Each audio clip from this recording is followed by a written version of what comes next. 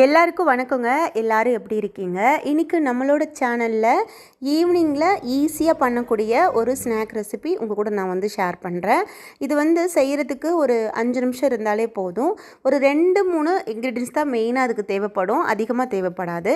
Recipe ஃபுல்லாக skip பண்ணாமல் பாருங்கள். இந்த ரெசிபிக்கு ஒரு லைக் கொடுத்துட்டு பார்த்தீங்கன்னா எல்லாருக்கும் போய் சேரும்.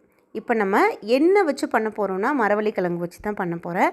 ஒரு சின்ன துண்டு மரவள்ளிக்கிழங்கு இருந்தாலே போதும், இந்த ரெசிபியை நம்ம நிறைய ஒரு ஸ்நாக்காக மாற்றலாம். அவ்வளோ சூப்பராக இருக்கும். ஒரு 4 பேர் கூட தாராளமாக சாப்பிட்லாம். அதுக்கு இந்த மேலே உள்ள தோல் நல்லா உரித்து எடுத்துகிட்டு, இதை வந்து கேரட்லாம் நம்ம சீவி எடுப்போம்ல, அந்த மாதிரி நல்லா துருவி எடுத்துக்கோங்க.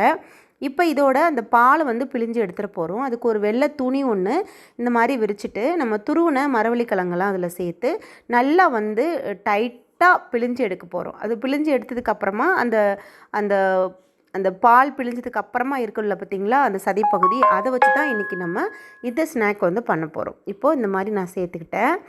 இப்போ துணி வச்சு அமுத்தும் போது அதெல்லாம் நல்லா வந்து பாலெல்லாம் வெளியில் வந்துடும். அந்தளவுக்கு நல்ல மெல்லிசான சுத்தமான துணியில் அந்த மாதிரி நீங்கள் சேர்த்து நல்லா அந்த மாதிரி அமுத்தி கொடுங்க. பாருங்கள், இப்போ பாருங்கள், நல்லா நான் அமுத்தி கொடுக்க அதில் உள்ள பால்லாம் அப்படியே வெளில வந்துட்டுருக்கு பார்த்தீங்களா. இப்போ இது நம்ம பிழிஞ்சு எடுத்ததுக்கப்புறமா பார்க்குறதுக்கு நமக்கு எப்படி இருக்கும்னா, நல்லா ஒரு ஒரு மாவு மாதிரி இருக்கும், பன்னீர்லாம் இருக்கும் பாருங்கள், அந்த மாதிரி நமக்கு உருண்டையாக கிடச்சிரும். இப்போது அந்த பாலை நம்ம எடுத்து ஓரமாக வச்சிடலாம். அதில் வச்சு நம்ம இன்றைக்கி எதுவும் பண்ண போகிறது கிடையாது. இப்போ இன்னொரு பாத்திரத்தில் நம்ம அந்த சதைப்பகுதி மரவள்ளிக்கிழங்கோட அந்த பாலை பிழிஞ்செடுத்த அந்த சதை இருக்கு இல்லையா, அது பாருங்கள் எப்படி இருக்குன்னு. இதை வந்து அப்படியே எடுத்து நல்லா அப்படியே உதுத்து விட்டுக்கலாம். நல்லா வந்து ஒரு தேங்காய் பூ மாதிரி கிடச்சிரும். நல்லா உதிரி உதிரியாக சூப்பராக கிடச்சிரும். உங்களுக்கு துருவி சீவி எடுக்கும் போதே ரொம்ப நைஸாக துருவி எடுக்கிற மாதிரி இருந்தாலும் ரொம்ப சூப்பராக இருக்கும். அந்த மாதிரியும் பண்ணிக்கோங்க. எனக்கு கொஞ்சம் நீளமாக தான் கிடச்சிது. இதில் வந்து 1/2 கப் அளவுக்கு நாட்டு சக்கரை சேர்க்குறேன். அதுக்கப்புறமா அதே கப்பளவுக்கு 1/2 கப்பளவுக்கு தேங்காய் பூ. மேக்ஸிமம் இதுக்கு 3 பொருள் போதும். மரவள்ளிக்கிழங்கு, சர்க்கரை, அதுக்கப்புறமா தேங்காய் பூ துருவல். எக்ஸ்ட்ரா வந்து நான் ஃப்ளேவருக்காக ஒரு ஒரு சின்ன ஒரு பிஞ்சளவுக்கு உப்பு சேர்க்குறேன். அது இல்லாட்டியும் ரொம்ப டேஸ்ட்டாக இருக்கும். அதுக்கப்புறம் பார்த்திங்கன்னா நான் வந்து ஒரு பிஞ்சளவுக்கு நான் வந்து ஏலக்காய் பவுடரும் அதில் ஆட் பண்ணிக்கிறேன். அது 2ம் இருந்தால் நீங்கள் சேர்க்கலாம். அது வேணான்னா கூட நீங்கள் ஸ்கிப் பண்ணிக்கிட்டு இந்த 3 பொருள் வச்சு இந்த ஸ்நாக்கை நம்ம பண்ணிடலாம். இப்போது சேர்த்ததுக்கப்புறமா கை வச்சு நல்லா கலந்து விட்டுக்கலாம். இது நல்லா மிக்ஸ் பண்ணிக்கணும். இப்போது இந்த மரவள்ளிக்கிழங்குல இருக்கிற அந்த பாலெல்லாம் பிழிஞ்சு எடுத்ததுக்கப்புறமா நல்லா ட்ரையாக இருக்கும்.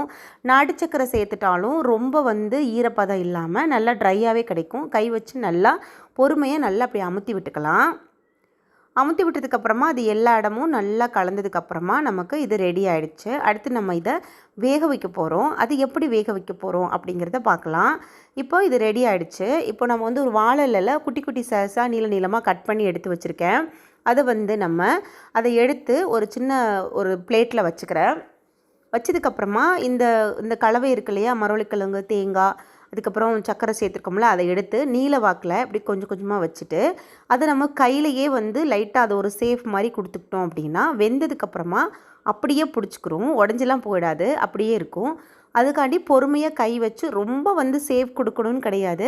அது நல்லா அப்படி ஒரு ஒரு ஒரு ஈக்குவலாக அந்த மாதிரி பண்ணி விட்டுக்கலாம். நீல சேப்புக்கு பண்ணிவிட்டு இலையை வச்சு அப்படியே சுருட்டி அப்படியே மடக்கி அப்படியே அடிக்கடிக்கு வச்சு வேக வைக்க வேண்டியதான். ரொம்ப ஈஸி தான், கஷ்டம்லாம் எதுவுமே இருக்காது. அது வந்து நல்லா ஆவியில் வெந்ததுக்கப்புறம் என்ன ஆகுதுன்னா, நம்ம எந்த சேஃப்க்கு அப்படியே வச்சுருக்கோமோ அப்படியே வெந்து அப்படியே பிடிச்சிக்கிறது. அதனால் விடவே விடாது. அதனால நீங்கள் இந்த மாதிரி நீங்கள் நீளமாக அமுத்தி கொடுத்துட்டு சுருட்டி அப்படியே அடுக்கி வச்சுக்கலாம்.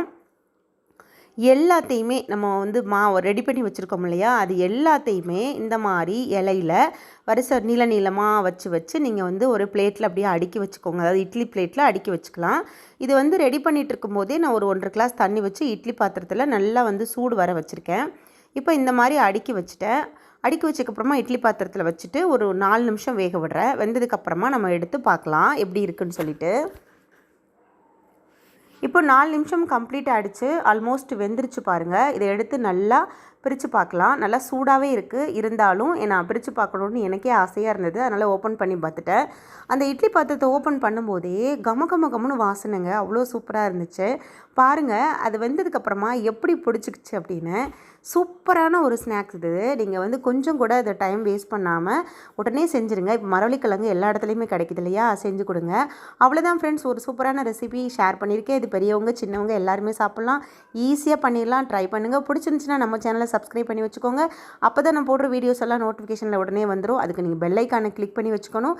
இந்த ரெசிபி உங்களுக்கு ரொம்ப பிடிச்சிருக்குன்னா ஒரு லைக் கூட தட்டி விட மறந்துடாதீங்க. அப்போ தான் நிறைய பேருக்கு போய் சேரும். உங்களோட வாட்ஸ்அப் ஃப்ரெண்ட்ஸ்லாம் இருந்தாங்கன்னா அவங்களுக்கும் ஷேர் பண்ணி குழந்தைங்களுக்கு செஞ்சு கொடுக்க சொல்லுங்கள். ஹாப்பியாக என்ஜாய் பண்ணி சாப்பிடுவாங்க. ஓகே, பாய்.